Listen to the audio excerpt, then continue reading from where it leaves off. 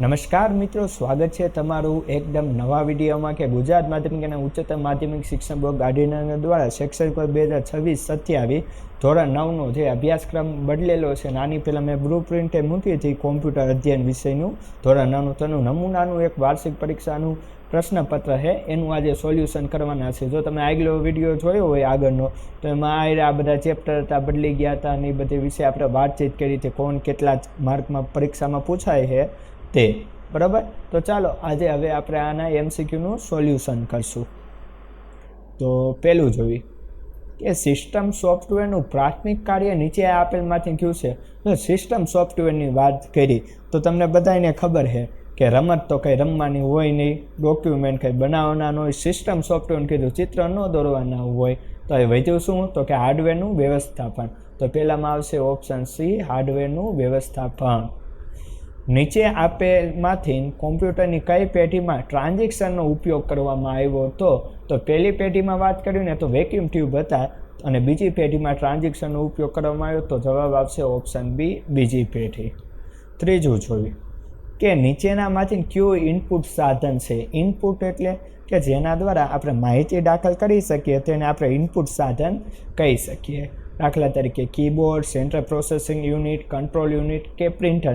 આમાંથી તમને બધાને ખબર માઉસ અને કીબોર્ડ દ્વારા માહિતી દાખલ થઈ શકે, તો ઇનપુટ તરીકે માઉસ તો અહીં ન લખે પણ કીબોર્ડ લખેલું, એટલે જવાબ આવશે ઓપ્શન એ, કીબોર્ડ.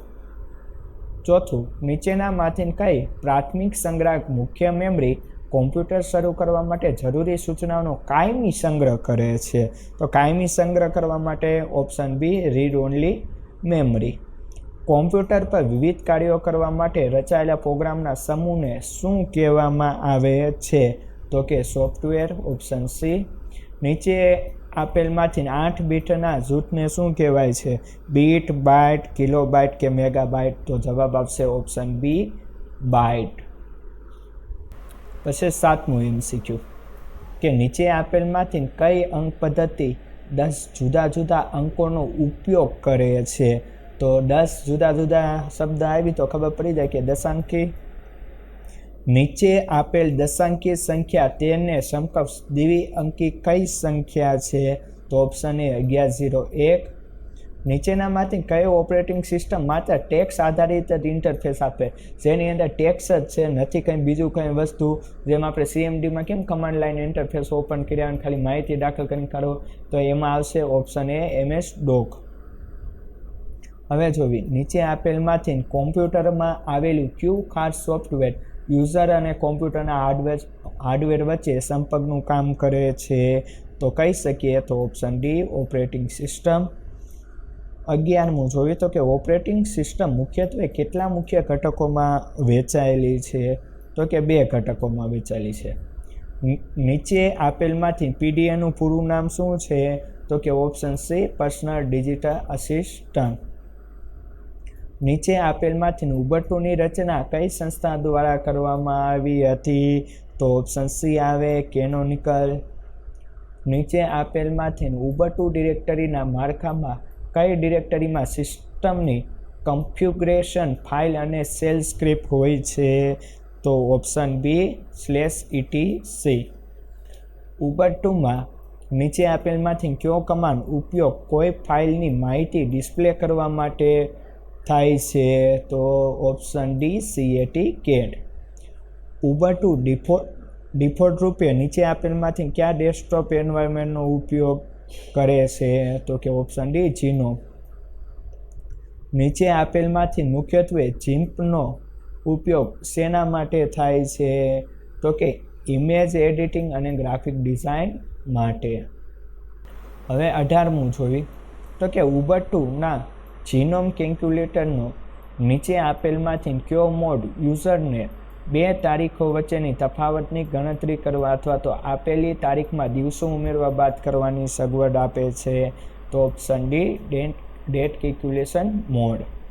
નીચે આપેલમાંથી કયું ઉબુન્ટુ અને અન્ય GNOME આધારિત લિનક્સ સિસ્ટમમાં ડિફોલ્ટ ફાઇલ મેનેજર છે? તો કે નોટિલસ, દરિયાઈ ઘોડા જેવું આવે. જીમ ટૂલ બોક્સમાં નીચે આપેલમાંથી કયા ટૂલનો ઉપયોગ ઇમેજના અમુક ભાગોને કાપી નાખવા માટે થાય છે? તો કે ક્રોપિંગ, કટ કરવા માટે. નીચે આપેલમાંથી કઈ વર્ડ પ્રોસેસરની લાક્ષણિકતા નથી?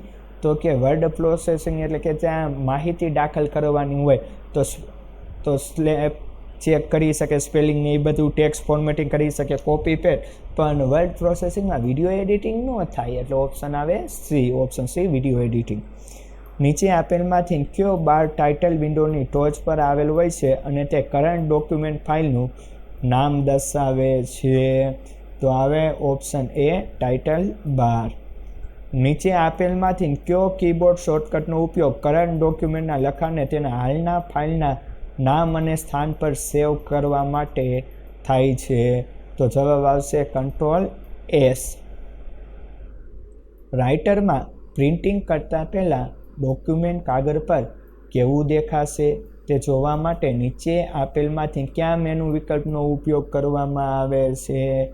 તો option D file print preview, કે તમે જોઈ શકો.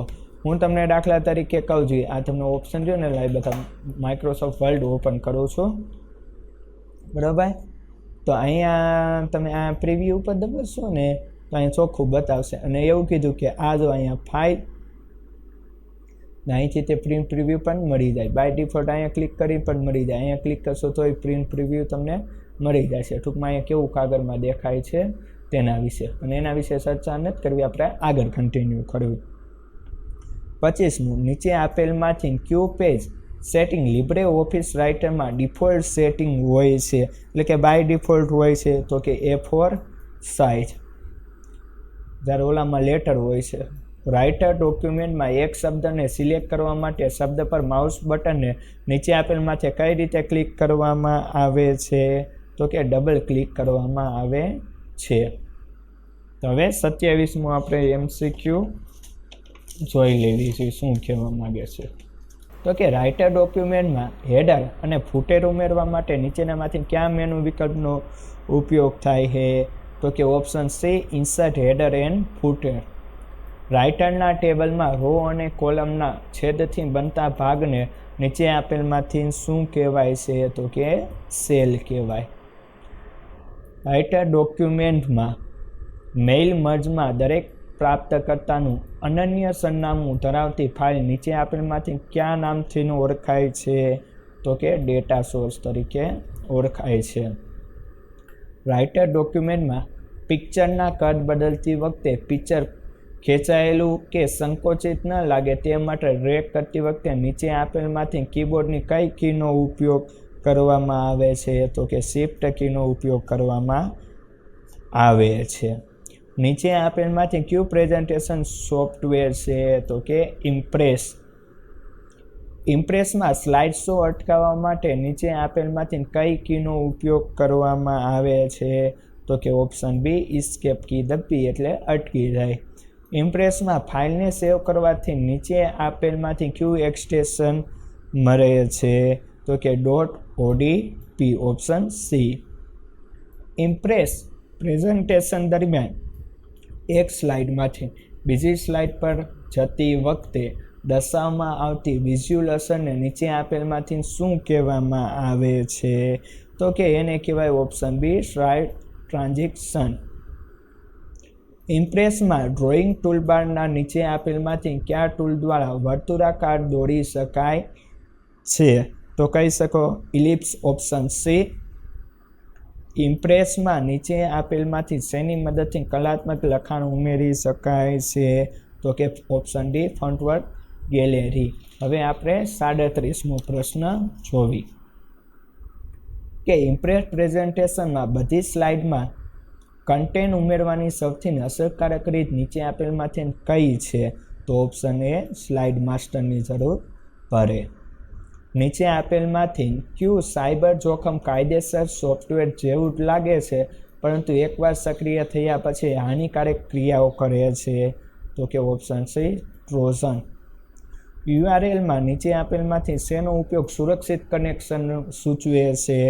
તો કે HTTPS hyper text transfer protocol service, option C. અને લાસ્ટ MCQ છે કે નીચે આપેલમાંથી કયો એક કોમ્પ્યુટર પ્રોગ્રામ છે જે આપણા કોમ્પ્યુટર, મોબાઈલ ફોન અને ટેબ્લેટમાંથી વાયરસ અને અન્ય દૂષિત પ્રોગ્રામ શોધવા અને દૂર કરવા માટે રચાયેલો છે? તો જવાબ આવ્યો ઓપ્શન સી એન્ટીવાયરસ. તો મિત્રો અહીંયા આપણે ચાલીએ MCQ જે નમૂનાનું પ્રશ્નપત્ર હતું એ સોલ્યુશન કર્યું. અને હા, આ ચેપ્ટર એ પૂરેપૂરા જેટલા પણ છે એના બધાનું મેં સોલ્યુશન આપણી ચેનલ ઉપર મૂકેલું છે. તો તમે એકવાર એ જોઈ લેજો. એક વિડીયો મેં મૂકેલો છે એની અંદર બધા ચેપ્ટર પાઠ્યપુસ્તક આધારિત બધાના MCQ સોલ્યુશન કર્યા. તો એ જોઈ લેજો ને પછી આ પણ જોજો. આ જોઈ લો પછી એ જોજો, બરાબર? તો વિડીયો પસંદ આવે લાઈક કરો, ચેનલમાં હવે સબસ્ક્રાઈબ કરો. ફરી મળશું નવા વિડીયો. મને આપો રંજા. વંદે માતરમ. જય ભારત.